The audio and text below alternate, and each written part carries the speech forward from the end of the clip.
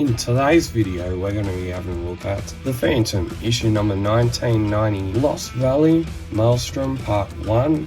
This is an awesome cover done by Ramando Felming, and let's have a look at this book. This is Part 1, this is Part 2, The Lost Valley, Part 2, The Two Princesses, The Phantom, The Sacrifice, The Lost Valley, Part 3. The Lost Valley, Maelstrom, Part 1 of 3. Script is by an unknown Italian comic, an unknown adventure story, and it's also drawn by Ramando Felming. And in the publisher notes, it says, The Lost Valley, Maelstrom is Part 1 of 3-part adventure story written and drawn by renowned Italian comic artist Ramando Felming, quite possibly assisted by Max Fish. This is Enden, an isolated island where many different animal species live together in peace and harmony. Months have passed since they were last together. A familiar, young, engaged couple are practicing their favourite water sport. Let's go around the island. This is so much fun. You ski very well, but they are not towed by the conventional speedboat. Oh no. Thanks, I had lessons when I was young. After all that, a mysterious, unknown flying object appears in the sky.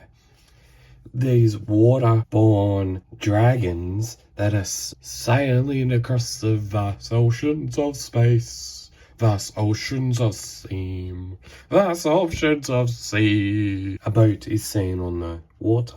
They see this big, massive bird come in from the sky, and it goes whoosh,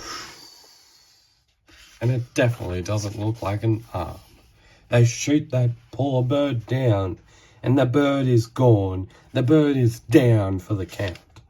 It holds a special message. And he starts talking, and he says, the elderly man hesitantly begins to tell his story. Long ago, a Roman galley had gone beyond the pillars of Hercules, sailing in the search of new lands. To conquer, it was lost after a storm.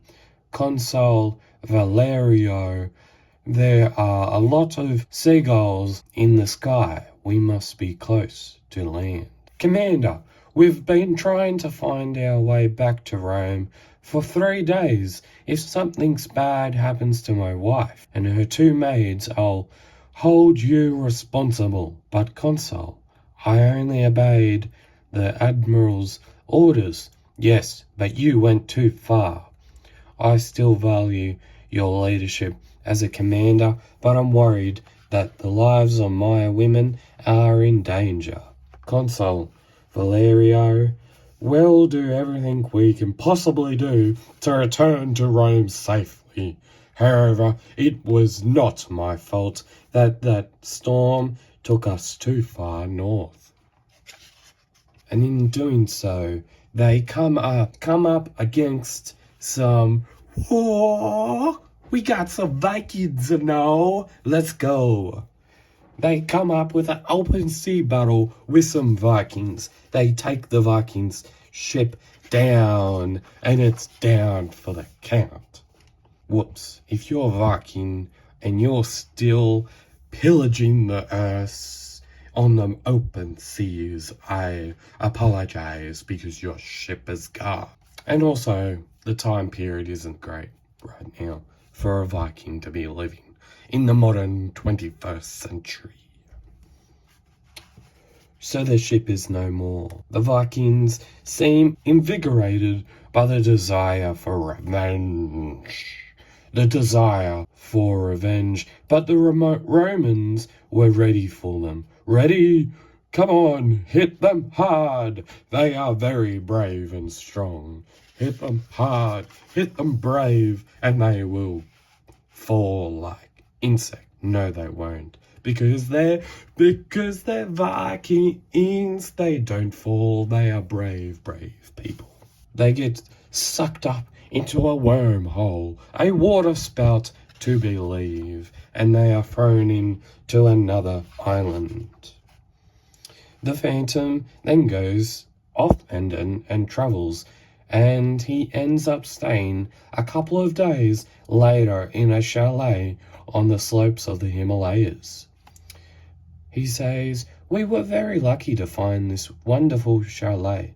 I don't like hotels. We can transform our mission into a holiday. It's also a beautiful morning, dear." And I'd just like to say that I absolutely, when I actually read this comic book and this story, I love this panel just here. It is beautiful. Absolutely breathtakingly beautiful. And it's even better witnessed in black and white, would you believe? Because you haven't got anything else competing with it. It's just absolutely beautiful. Just look at it. It is really, really good. They are what it seems like on a holiday, would you believe? And now they're skiing down a mountain. They find a bear's cave. The bear isn't happy all of a sudden. Why wouldn't the bear not be happy? Like, come on, come out for morning tea, afternoon, and lunch. Like, come on, come out for a little bit of a snack. We've got two just right here, sitting right in front of your cave. So Diana makes a fault, a mistake, and she tries to shoot the bear. But as a result of that, the avalanche starts to rumble. It is rumbling, and the Phantom is trapped under 200 feet of snow. Somehow, miraculously, he survives, but Diana doesn't know that he's survived yet. So they send out rescue crews. The rescue crews couldn't find anything because they didn't dig. But the Phantom, he has to find an exit. He has to find a way out of his sudden death. He finds an underground cave. He finds this big, massive lizard that looks like it should have been killed off in the dinosaur era, but it wasn't because it's in the cave. And that's where we leave it. The Phantom then says, "What now? Another monster? It can't be. What am I looking at? Is that a dragon? Or is it a boat?" We'll talk a bit more about that because that'll pop up eventually as well.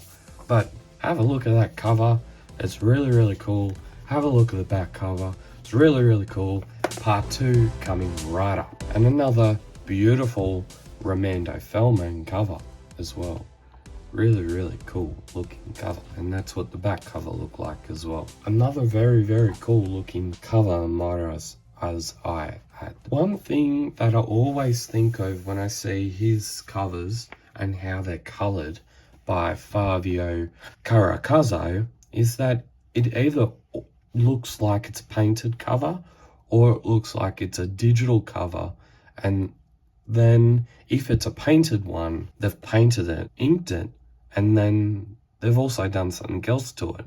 It looks like because like they work in a team, one would do the ink and the line art for it, and then the other one would come in and do the painting or something, add the colours. And yeah, this one is really, really, really, really good. I like the moon especially, and the sky. We start our majestic part 2 off. A majestic and agile boat cuts through the waters of the Great Lake. The sail is full as it runs with the wind. Then came a shout from the crow's nest. "A man in the water!" There's a swimmer in difficulty. He's passed out. He's about to drown. I'll take care of it. Sigurd will rescue. Without hesitation, why does he look like Big Tino from the NRL, the Gold Coast Titans? He looks like Tito.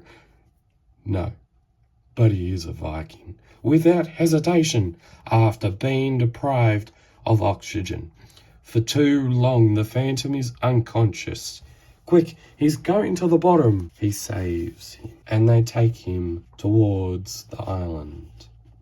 Sailors, help me hoist him up. Strange way to dress. Is he breathing? Yes, but still not strong. Let's take him to the castle. They take him to the castle to have a look at. Guards, I've brought you some good wine, and drink my health and leave me alone with the prisoner. Friends, let's go drink to the health of our princess. We'll torture the prisoner later. You'll make sure that he speaks. Well, we'll drink, and then we'll go and torture the Phantom. Yeah, that's always gonna make real good sense. It's not ever gonna lead to any consequences at all. So, she says, I'm the princess of the Vikings. You were about to drown, and my twin brother Sigurd saved you. Everyone suspects that you are a spy sent by our bitter enemies, the Romans. We have been fighting each other in this valley for centuries. Are you a spy? Are you their spy, yes or no? I don't know what you are talking about. I came from a far away, and the last thing I remember was a monstrous dragon coming out of the water. Not a dragon. There are no such things as dragons in the lake. Must have been the bro of my brother Sigurd's ship. Maybe I was underwater for a long time and passed out. Show me how you look without a mask. And then the Phantom says, no, absolutely don't do it. After all, even if you are masked, you're a handsome man. Okay, I won't. No need to be like that. Left alone for now. She's gone. What a strange woman. Very charming and beautiful, but also very treacherous. If the guards are drunk and asleep, as Frida said, I have to try everything I can to get away from here. All the strength of the Phantom strain against these ropes. Damn it, these ropes are like steel. He eventually escapes the castle, ends up going through the jungle, and meets what is now known as dinosaurs. But those monsters are in a distance. At the sound, a large reptile, awakens from its terror. After a few moments of bewilderment, he senses which direction to go.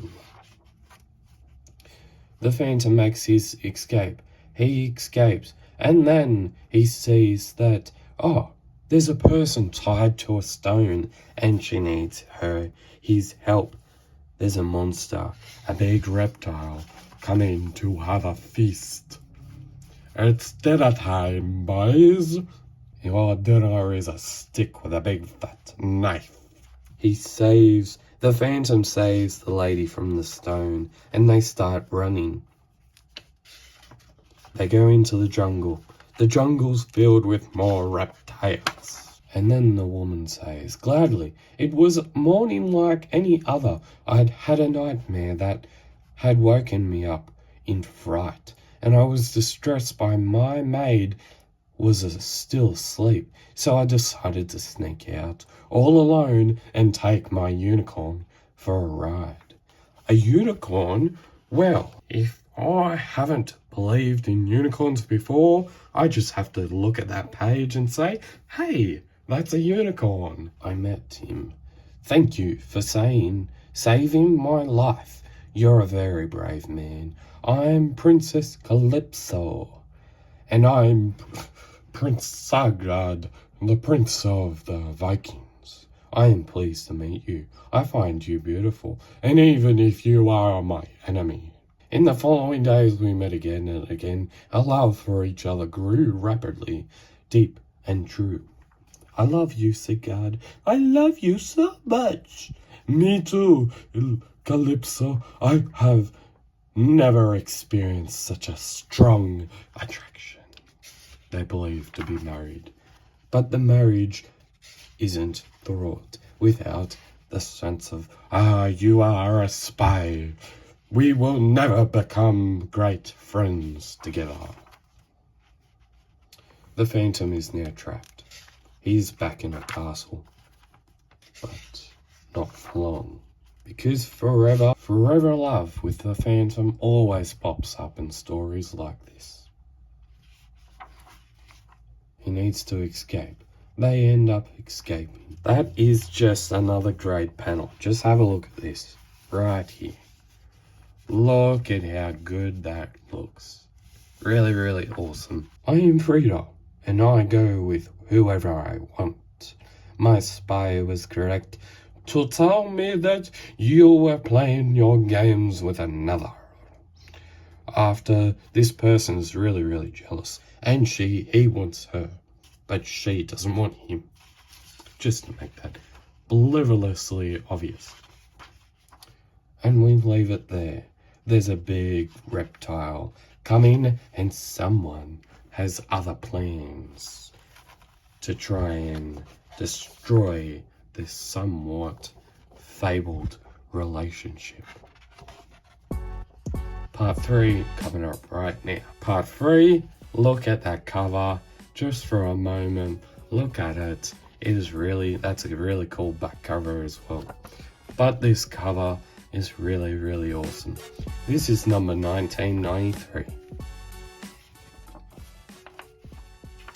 The Phantom, The Lost Valley, Part 3, The Sacrifice. In a reptile world, the Phantom has to evade being absolutely clobbered with a rock. The reptile keeps coming. The reptile has more than he's ever bargained for. The Phantom is still playing along with what this person believes as a good relationship, when really it is a fabled one at that, a false one. And they both reluctantly say that we were deceived. She is not a spy, and I truly love her. Frida is a strong and courageous woman. She will not disappoint you. Of course, Sigurd, we will obey her leadership. And they go. A volcano is suddenly starting to erupt.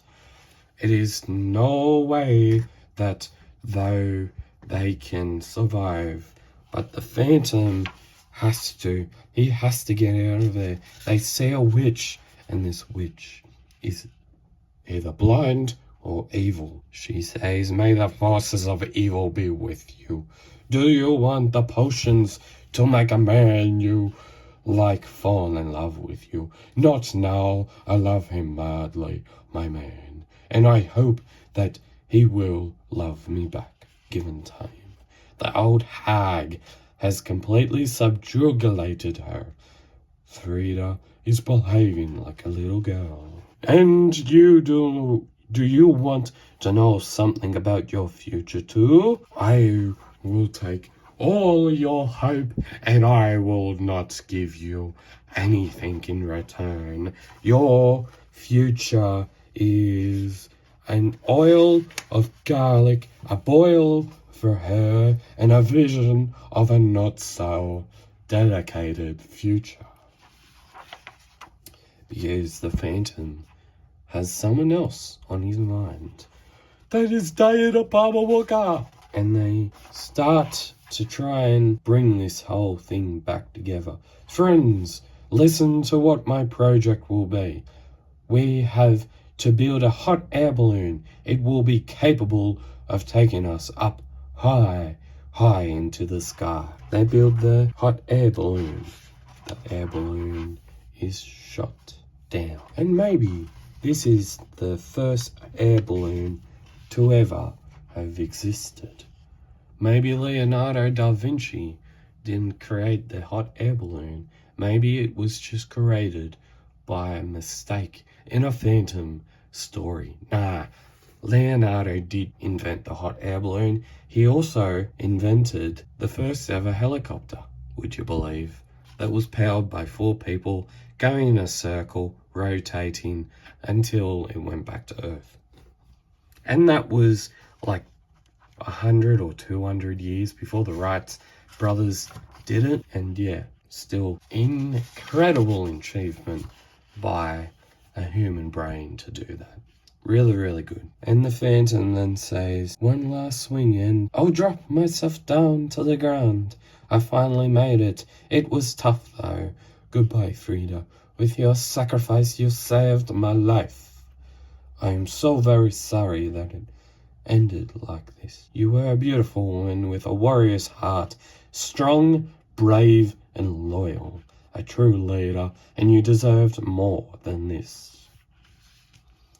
Hey, come this way! And they find him eventually. They end up going back. And it's the Phantom that says, home at last, dear Diana. It doesn't seem real to me. Me too, darling. I thought you were dead, but I always hoped you were not. And now tell me everything. Everything, do you really mean that?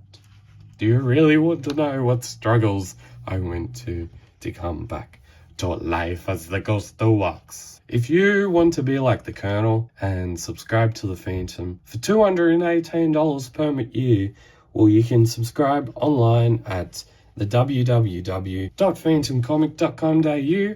And again, I'm not sponsored to say this supposed ad in this Phantom Comics, in these comic books. I just like to do that because if we're supporting local publishers like Few Publications, then we're doing something really, really good. And yeah, I'll leave it at that. And that is my full comic book review of this epic 3-part series published by Few Publications. And as always, keep Phantom caving, stay safe, and there will be more videos, more comic book reviews coming out very soon. Goodbye.